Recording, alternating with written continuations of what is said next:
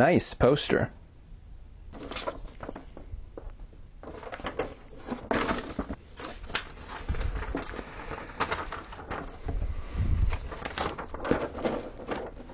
Sometimes I look at this kit and it looks white.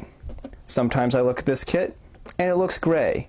Sometimes, though, more recently, I've noticed it actually looks like a very light bluish purple.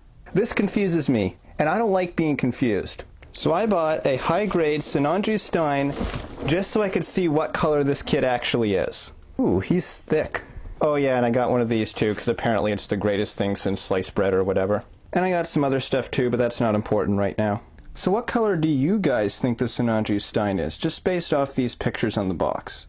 I've set my white balance on the camera so it is as close to what I'm seeing as possible, and I'm seeing a very light gray. I'm not seeing as much blue as I saw before. Alright guys, moment of truth.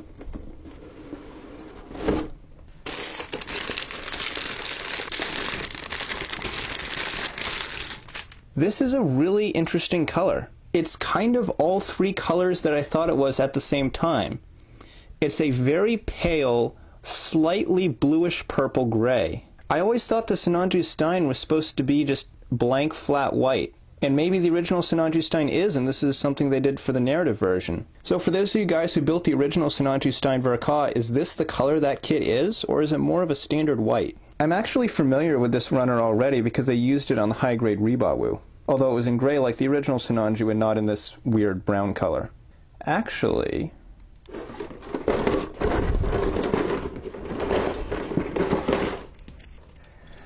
Poor Ribawu. I was so hyped when I built this kit too. I really thought it was going to be something awesome. Oh well, that's what happens when you reuse parts from a 10-15-year-old kit. But anyways, this is what I was looking for. It is the Sinanju runner that came with the Ribawu, and as you can see, it's the same runner, but cast in gray. And there's actually a few Sinanju parts left on it. So I'm missing the weapons, I'm missing the hands, but I still have the weapons for the Ribawu, and I'm definitely not doing anything with this kit. So maybe, since I'm not a huge fan of the brown they used for the Stein, maybe I'll cannibalize the Ribawu and make a gray frame Sinanju Stein. Yeah, I think I like the sound of that. I even have the original Sinanju effect parts from the Ribawu too. Okay, I think we're going somewhere with this. I like where this is going. The stickers look pretty nice on the Stein too. It's literally just the sleeves markings and that's it.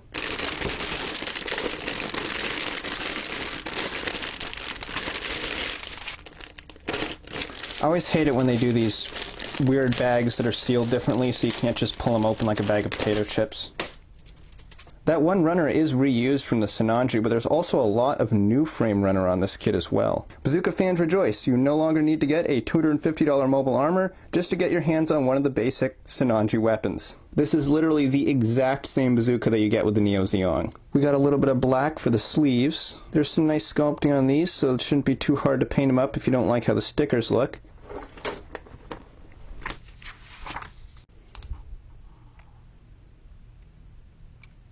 Can we just take a moment to appreciate how awkwardly they tried to retcon in a second Sinanju Stein? The lore section of this manual literally just describes a scene from Gundam Narrative, so if you don't want to be spoiled for a movie, skip ahead a few seconds. But for the rest of us, looks like we have our setting for Gundam Narrative, and a description of what I'm assuming is the Sinanju Stein's first appearance in the movie. So apparently you're not even supposed to build the beam tomahawks. They don't include the beam effect part, so I guess there's really no point in building them anyways. I guess I'll just have to leave them completely unused on the runner, never to see any use, never to be held in the awesome Sinanju Stein's hands, because I just don't have beam effect parts for them, and I don't even know where to look for beam effect parts for them. I mean, where would I find... And we're here, so, I mean, I guess I might as well look at the Moon Gundam, too.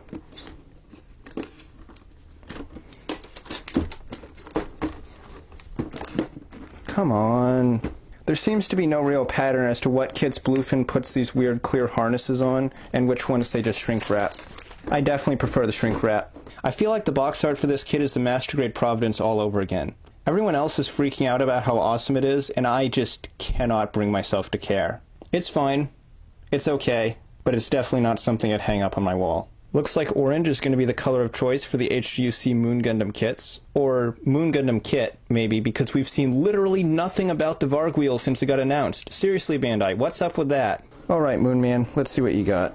I don't even know where to begin with this. There's actually a lot of really cool stuff in this box. I mean, this purple looks awesome. I think the Varg wheel might be this color too, but it's like over the entire body. The Moon Gundam mixes it up with a mix of purple and this kind of light gray white, but really light gray, like off-white light gray. Look at these effect parts. It's got like the Sazabi sword with the blade on the front, and he's got these little knife blades. This is so cool. And the Psycho Frame parts are actually a different type of clear red from the beam effects. Hang on, let me see if I can show you this properly. So I'm going to hold this up to the light, and you can...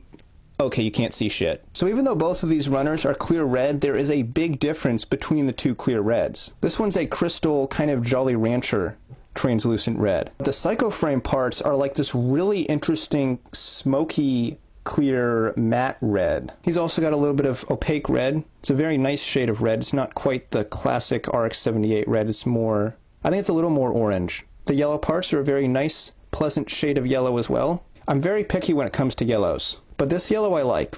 It's a good yellow. Okay, we're getting into IBO full mechanics territory now. We have a green piece of plastic for the eyes, and a clear optional part if you want to paint them yourself. I think we've officially transcended high grade now. Can we just call this kit moon grade from now on? Because this is way too good to be a high grade. Oh yeah, and you also get an entire Action Base 5 in smoky clear gray. Remember how when they first announced this kit, everyone thought it was overpriced? Yeah, I don't think so. Experience the development process of Neo Zeon MS that links the Sazabi at 1/144th scale. Sazabi? Moon Gundam?